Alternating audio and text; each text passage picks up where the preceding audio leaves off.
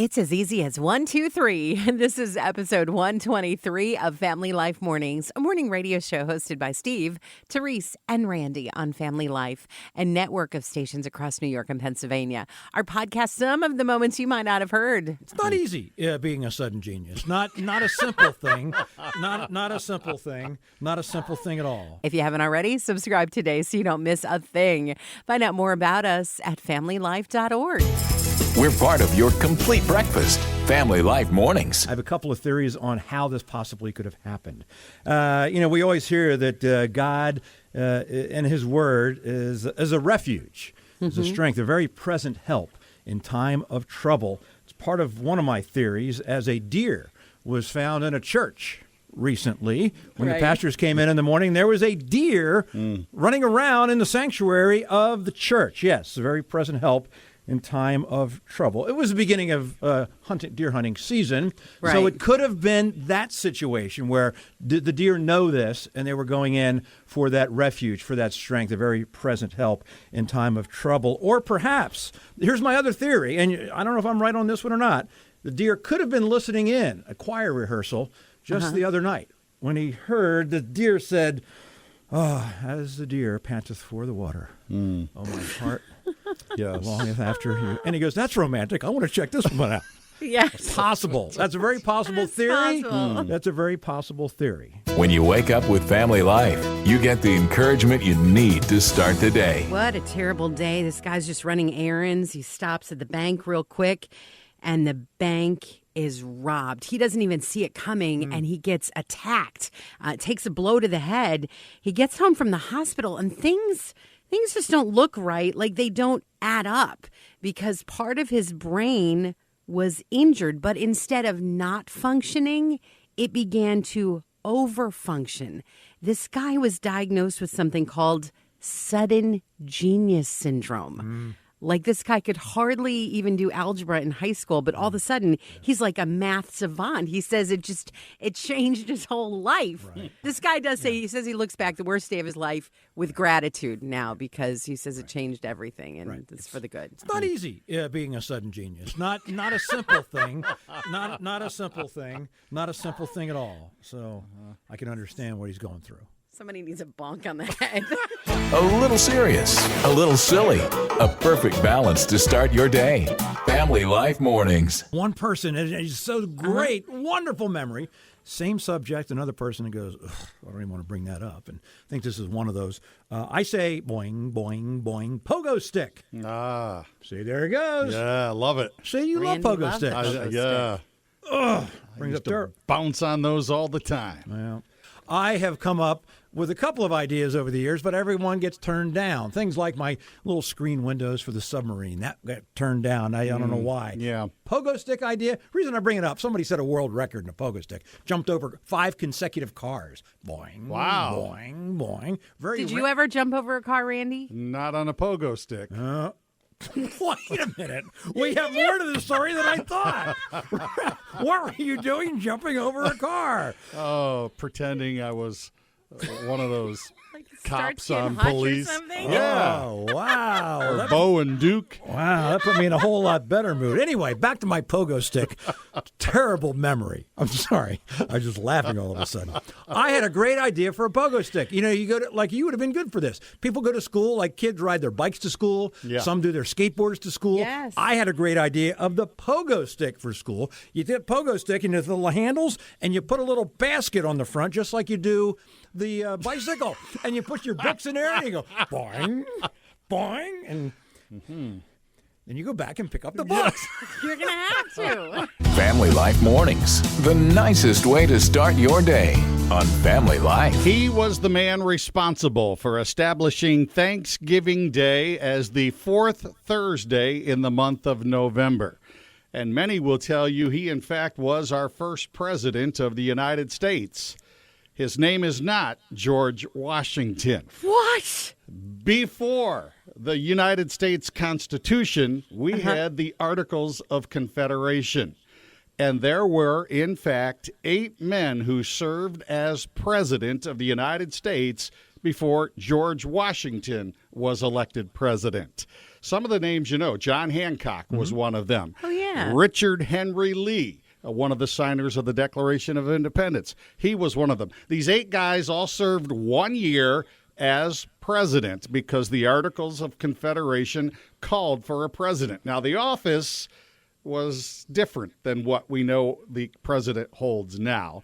And that is why Washington is credited with being our first president, because it was kind of a different office when he came in than what those 8 men did. But this guy, he's the one that put Thanksgiving as the 4th Thursday in the month of November. His name, John Hanson. He didn't fly Air Force One either back then. You're right, Yeah, he didn't. That's I didn't look it up, but I'm pretty sure it's true. Are you just starting your day? Well, so are we. It's Steve, Terese, and Randy on Family Life Mornings. Come here, let me give you a hug. It can be a little bit uncomfortable. Sometimes you feel like that raccoon that Buddy the elf met, in upstate New York. It's like, yeah, how long is too long? The official word is out. The length of a proper hug is between 5 and 10 seconds. Okay, so you go in for the embrace, and then it's 1,000, 2, 1,000, 3, 1,000. It's already getting awkward for me, all right, at this point. By the way, if you count during the hug, that makes it super awkward. Right. And the best thing about hug awkwardness is that when you've hit that point. Usually too late, though, right? Yeah. That's why in the morning here, Randy and I have a stopwatch. So we know when the time is up for the end. Actually, more of an alarm goes off. Why, hello there. It's time to get up. And stop hugging. If you can't say it in front of your kids, you won't hear it on Family Life Mornings. Probably heard it a million times. You probably even said it yourself. Those Vermontians crack me up. Oh, all the time. Yeah, with those all people their from maple Vermont. syrup jokes. They're and called things. Vermontians, by the way. Okay. Yeah, they are funny people. You're going to see it again. Why? They name their snowplows. Their snowplows actually have names, and they're printed on the snowplows. They have a contest every year. This year, there's things like "Yo, bro, no snow." It's right on the snowplow. There's They're Plowy so funny. McPlowface. Of course. There's Snow Place Like Home. There's Burrito. All on the snowplow. So I'm sorry to say it again. Those Vermontians crack me up. Oh, yeah. Wicked sense of humor. It's okay if you're not ready to wake up yet. We'll just turn the music down and talk softer. Steve, Terese, and Randy on Family Life Mornings. I just read today that the average person expects to gain about 8 pounds between now and the end of the year, which I was like, wow, that's a lot, and if you've ever worked to lose weight, 8 pounds is like a lot, So are there ways that you can work out without actually working out, because then it starts to cool off a little bit and we're maybe not as active? Well, I just read that lifting weights for an hour a week not only can help you just being healthy, but it especially cuts your risk of a heart attack. But the weight room at the gym, hello, super intimidating. So then I saw you can get the same benefits by lugging around your groceries. Oh, wow. And so when you go to the grocery store, don't get a cart. Just get one of those baskety things. And even if part of your list includes a 20-pound turkey, you just cram as much as you can in that basket. You lug it around the whole store, and then you take it out to your car. And then when you get home, this is the key. Okay. You have to carry in everything that you purchased all at once using your 2 arms. If you have to take multiple trips, the workout doesn't count. Right, that's good. I find it interesting the amount of weight you gain. What'd you say? 8 pounds. How many? Oh. That's how you got there in the first place. I wonder how. I find that really interesting. A fun way to start the day and nothing to embarrass you in front of the kids. Family Life Mornings. Oh, what good can be being stuck in an airport for 24 hours be? That's awful. Not good. Nothing good can come of that. Although God promises in Romans 8:28, He can work all things for good for those who love Him and are called according to His purpose. That's true. Now, if you were writing Romans 8:28 down, sometimes in an abbreviation form, you'd write R-O-M, right? Right. Romans. That might also stand in this case for romantic. Follow along here. As a woman was stranded, as I mentioned, 24 hours in an airport. Oh, it's terrible. What could until she's going to a best friend's wedding.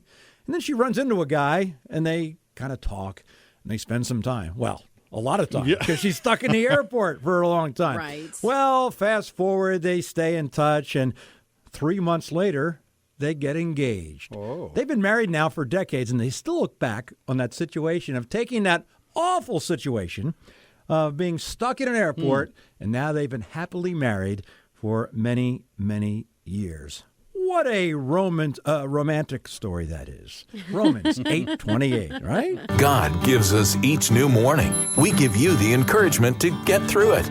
This is Family Life. I earned my place at the adult table for sure this year, because last week I purchased something that only a refined, mature grown-up would purchase. I went online and I got myself a gravy boat. Man, you're grown up. I've never had a gravy boat. My mom had a gravy boat. Right. See, that's a thing that moms have. Moms right? have gravy boats. Right. And so I finally got one, and I ordered it early enough that with 2-day delivery, I had it in plenty of time for Thanksgiving. It matches our dishes. It's going to be super classy. My only question is, I went with a very modest 11-ounce version, and I'm wondering now if I should have gotten the 20-ounce, maybe when I get a little bit older. What are you going to do now with that big, oversized cereal bowl that you used to put the That I gravy in? used to use for the gravy. I'm going to put Jell-O in it. Facing a brand new day is a whole lot easier when you remember that God is in charge. This is Family Life Mornings with Steve, Terese, and Randy. When you live to be 100 years of age, that's a pretty big deal. Not many people can say that, but Jo Allen recently hit that milestone, and her whole family was planning on celebrating with her, but the COVID-19 pandemic prevented that from happening, and that's too bad. In fact, I would have really loved to see that celebration. You see, Joanne has 12 kids, 37 grandchildren. Whoa. 50 great-grandchildren and 2 great-great-grandchildren. If they had all gotten together, that would have been 101 offspring for the 100-year-old Jo Allen. Wow. The morning time. It's God's time. Thanks for waking up with Family Life Mornings.